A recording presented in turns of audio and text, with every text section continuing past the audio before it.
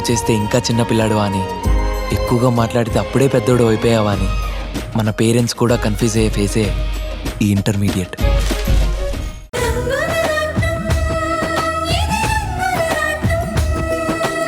పెళ్లి గురించి నాకేం ఆలోచనలు లేవు. నీకంత ఇది గనకుంటే నాకీ తిప్పలేందుకు? ఏంటి ఉద్యోగం కూడా చేస్తున్నావు, పెళ్లి గురించేం ఆలోచించవా? నాకు ఇలానే బాగుంది. నీకు బాగానే ఉందేమో కానీ నాకే ముళ్ళ మీద నడుస్తున్నట్టుంది. నా సంగతి సరే, నీ సంగతి చెప్పు. ఏంటి చెప్పేది?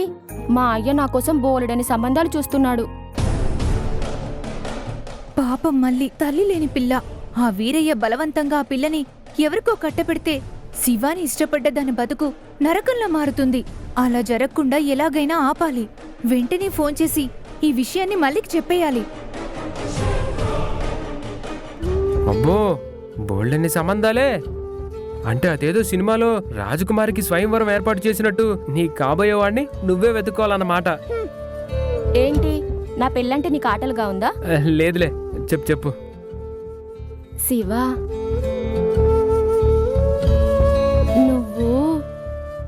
నువ్వు స్వయంవరం మాట చెప్పావు కాబట్టి నేను అబ్బా, ఈ సుగుణత్తకి పని పాట ఏముండదు. ఏదో కాబట్టి అంటున్నావు, చెప్పు. నా మనసులో ఏముందంటే ఏముంది?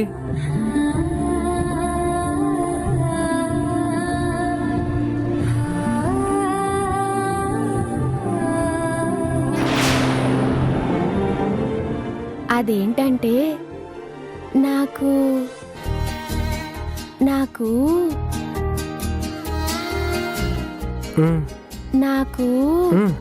శివా,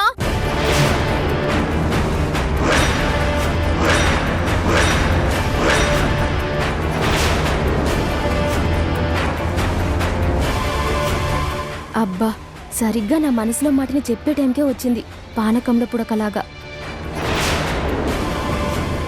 శివా, కాఫీ తీసుకో. అయ్యో, మీరెందుకు తెచ్చారమ్మగారు? పిలిస్తే నేనే వచ్చేవాడిని కదా. ఏం పర్వాలేదు, తీసుకో. మళ్ళీ నువ్వెప్పుడొచ్చావు? నా గొంతులో తమరు చాపములులా గుచ్చుకున్నప్పుడు. ఎంతోసేపు కాలేదు, ఇప్పుడే వచ్చాను. మళ్ళీ నువ్వు కూడా కాఫీ తాగుతావా? వద్దులే శివా, 1/2 తాగితే తాగినట్టుండదు. మళ్ళీ కావాలంటే నేను మళ్ళీ పట్టిస్తానులే. అంత శ్రమ మీకేం అక్కర్లేదులేండి. ఏమైంది మళ్ళీ అలా రుసరుసలాడుతున్నావు? అమ్మగారు అడుగుతుంటే చెప్పవే. సుడిగుండంలో బోడిగుండు ఏముంది చెప్పేందుకు? పోన్లే, మీ నాన్న నీకు సంబంధాలు చూస్తున్నాడని తెలిసింది. ఎంత దాకా వచ్చింది? పీకల దాకా వచ్చి ఆగింది. ఓ, మళ్ళీ అమ్మగారితో అలాగేనా మాట్లాడేది? నేనేం తప్పుగా అనలేదే. తప్పున్నారా? అబ్బా పోనీలే శివా, తనేదో టెన్షన్లో ఉన్నట్టుంది. ఎలాంటి పరిస్థితుల్లో ఉంటే మాత్రం మాట జారచ్చా అమ్మగారు? నా మాటలు వినే తీరిక నీకు లేనప్పుడు నేనిక్కడెందుకు వస్తా?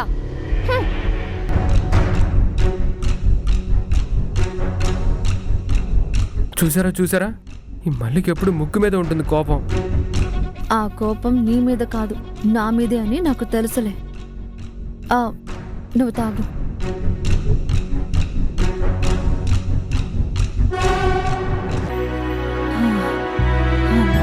హలో, నేను సీతారామయ్యనండి. డాక్టర్ గారు ఉన్నారా? వెంటనే అపాయింట్మెంట్ కావాలి. ఓ, ఈ రోజంతా బిజీగా ఉన్నారా? మమ్మల్ని రేపు రమ్మంటారా? సరే సార్, సరే. పార్వతి, విన్నావుగా, అది విషయం. అబ్బా, ఈ దమ్ము ఆయాసం ఎప్పటికి తగ్గుతుందో ఏవో. మీ దేవత లాంటి కోడలి గారి పుణ్యమే ఇదంతా. హాస్పిటల్కి మీరు నిన్ననే వెళ్ళుంటే ఇలాంటి పరిస్థితి వచ్చేదే కాదు. ఒసే, నీకు మాధవిని ఆడిపోసుకోవడం తప్ప నీకేం పనిలేదా? అంతేలే, ఆవిడ గారు కార్ని డ్రైవర్కిచ్చి రోజంతా షికార్లు కొట్టిరమ్మని పంపిస్తే మీకు చీమ కుట్టినట్టయినా లేదు. మాట వరుసకి నేను నిన్ననే వెళ్ళిపోయుంటే బాగుండేది అంటే హాడిపోసుకున్నట్టుగా అనిపిస్తుంది. నందిని, అసలే మీ అత్తయ్య ఇబ్బంది పడుతుంటే మధ్యలో నీ గొడవేంటి? గొడవ కాదు మావయ్య, బాధ, కంగారు. అసలే అత్తయ్య ఆరోగ్యం అంతంత మాత్రంగా ఉంది. ఒకవేళ జరగరాందేదైనా జరిగితే అప్పుడేంటా అని. చాలే ఆపు. ఎప్పుడు ఏం మాట్లాడాలో ఏం మాట్లాడకూడదో నీకు ఈ జన్మకి తెలీదు. అదేంటి మావయ్య, మీరు కూడా నన్నే అంటారు? మీ కోడల్ని ఏమీ అనలేక ఆ కోపాన్ని మీ మేనకోడళ్ళైన నా మీద చూపిస్తున్నారా? ఒసే, మాటకి మాట పెంచకుండా నువ్వు ఒక్క పూట కూడా ఉండలేవా?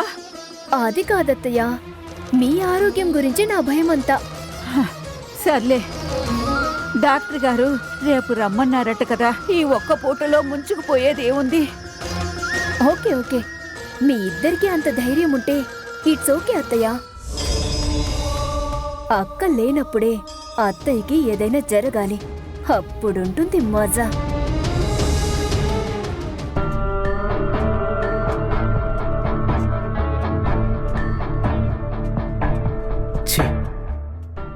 మళ్ళీ ఇంత లేట్ చేస్తుందంటే. గుళ్ళో రహస్యంగా పెళ్లి చేయడానికి అన్ని ఏర్పాట్లు పూర్తయ్యాయి. ఆటో కూడా సిద్ధంగా ఉంది. ఇక మిగిలింది ఎలాగైనా మళ్ళీని మాయ చేసి గుడికి తీసుకెళ్లడమే.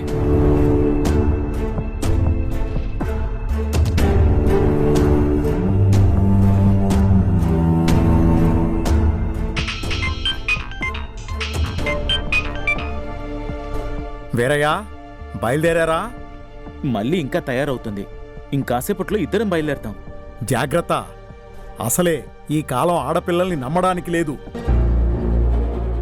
నీ కూతురు ఆఖరి క్షణంలో హ్యాండ్ ఇచ్చిందంటే అంతే సంగతులయ్యా. దాసు, నా కూతురు అలాంటిది కాదయ్యా. అనే ప్రతి అమ్మాయి బాబు అనుకుంటాడు. పిల్ల కాస్త అలా చంపు జిలాని అయితే కొంప కొల్లేరే మరి. అబ్బా, మళ్ళీ సంగతి నేను చూసుకుంటానులే గాని అక్కడ పెళ్లివారికి ఏం కావాలో నువ్వు కాస్త దగ్గరుండి చూసుకో. దాసు, ఈ దాసుండగా ఎక్కడా ఎలాంటి లోటు జరగదు. సరే సరే, ఓకే, ఉంటాను.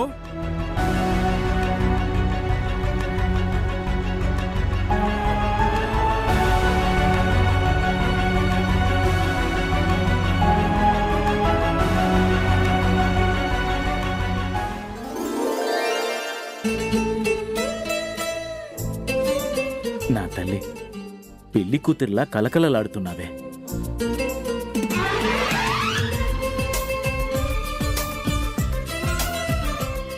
ఎవరిది నాన్న పెళ్ళి? లంగా ఒణిలో వస్తానంటే వినకుండా ఇలా చీర కట్టుకోమన్నావు, ఎందుకని? మళ్ళీ అది మన దూరపు చుట్టాల పెళ్ళమ్మా. అక్కడికి మనోళ్ళందరూ వస్తారు. అందుకే నిన్ను చక్కగా తయారవమన్నానమ్మా. సరే నాన్న, నువ్వు చెప్పినట్టే రెడీ అయ్యానుగా. బాగున్నానా?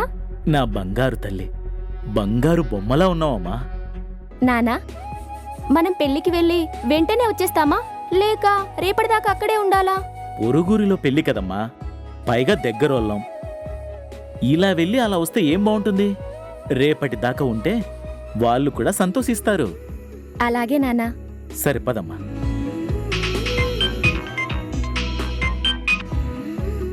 ఏంటి వీరయ్య, పెళ్లివారు వచ్చేస్తున్నారని ఫోన్ వచ్చింది, మీరింకా రాలేదేంటి? పెళ్లి కూతురు రెడీ అవ్వాలి కదా.